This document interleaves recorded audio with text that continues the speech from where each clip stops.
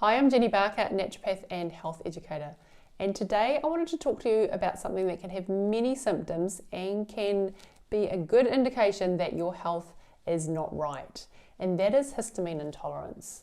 So histamine intolerance can cause all sorts of symptoms, including things like brain fog, diarrhea, constipation, irritable bowel syndrome, bloating, reflux, fatigue, and there's a whole lot more symptoms which I'm going to go into shortly. Normally when you have histamine intolerance, you have multiple, a number of these symptoms because it really can disrupt things. And it is actually really common as well. So I'm also going to give you 4 steps that you can do to improve your histamine intolerance so that you can improve your overall general health. So I just wanted to tell you about an incident that happened to me this week that gives a good example of histamine intolerance. So on Wednesday night, I went and bought some fish from the supermarket. It was fresh that day. I cooked the fish up and I noticed that I started to get bloated quite soon after I ate it and my stomach became quite uncomfortable. I also noticed that I was starting to scratch my back more than I normally would. And I noticed that there was quite a strong fishy smell in the house. We normally have fish once a week, and I don't normally notice this. And I had actually gone out a couple of times that evening and came back into the house and gone, gosh, it really, really stinks in here of fish. And then the next day I had terrible brain fog, which I haven't had for quite some time. Terrible brain fog all day. And it didn't kind of dawn on me that the problem was actually the histamines and that I had just overloaded my body. So the fish it may not have been fresh, or it may not have been handled properly in terms of it may have been left out at room temperature too long, and this allows the histamine levels to build up on the fish. So what is histamine intolerance? What is histamine? So histamine is a chemical or a compound that is found in, that our body makes itself. It's found in food, it's found in the bacteria in our digestive system. And we need histamine. We need histamine to help to send messages to our brain. We need it to help produce things like stomach acid to help us digest our food. And there's lots of other reasons that we need histamine. But like many chemicals in the body, we need to have the right balance. And if we overload our body with too much histamine, then this can cause all sorts of symptoms. So symptoms, there are so many symptoms of histamine intolerance, but some common ones are headaches, migraines. You might get nasal congestion or a runny nose. Some people will get insomnia or fatigue, or you might get shortness of breath. Other people will get skin issues, so they might get hives, they might get itching, they might have flushing in their face, so your face might start to get red, and this can often happen with, unfortunately, with red wine, which is a high histamine drink.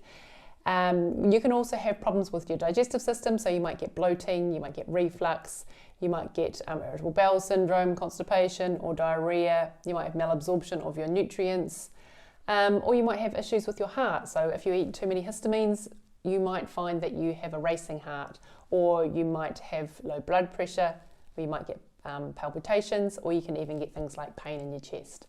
So there are many other symptoms of histamine intolerance, but those are some of the really common ones. So if you think of histamine, it's like we all have a bucket. We all have this bucket, and it might be a different size for different people.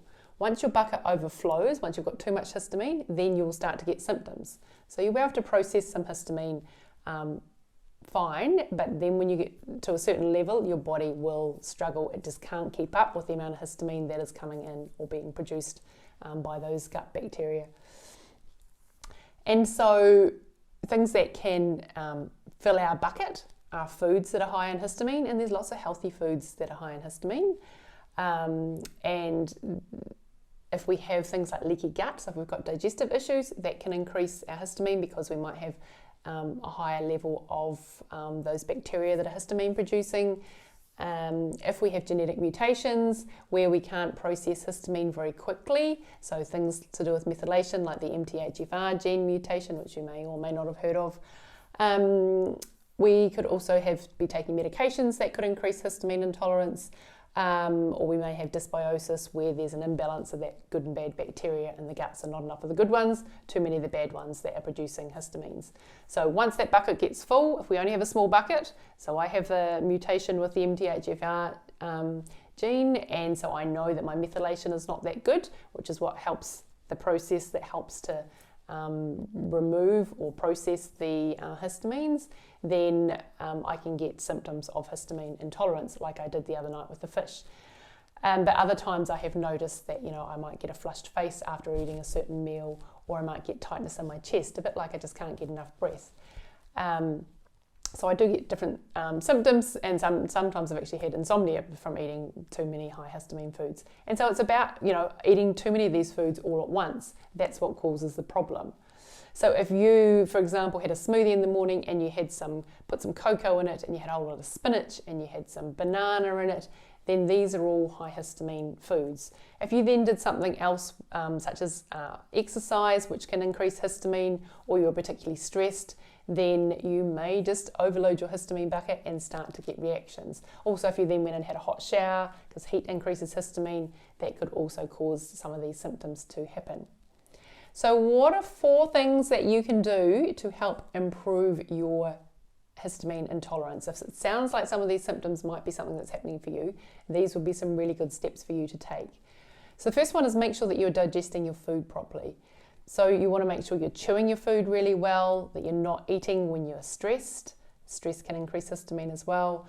You want to make sure that you've got the right nutrients to digest your food properly. So things like zinc are really common. They're really common deficiencies. Almost all of my clients are on some form and dose of zinc, so the amount is really important, and the type of zinc you're taking is really important. Also, you want to make sure that you've got enough stomach acid, so you make sure you've got enough things like hydrochloric acid, maybe problems for you, or digestive enzymes. These will be problems for some people and not for other people. You also want to make sure that you remove your food intolerances. So if you are intolerant to some foods, that they come out of your diet, or that you figure out what your tolerance level is, because that can definitely increase your histamine a lot, because they will increase your inflammation, and inflammation causes more histamine to be released, because inflammation is a natural process that happens in our body. It's just when we have too much inflammation, we'll produce too much histamine.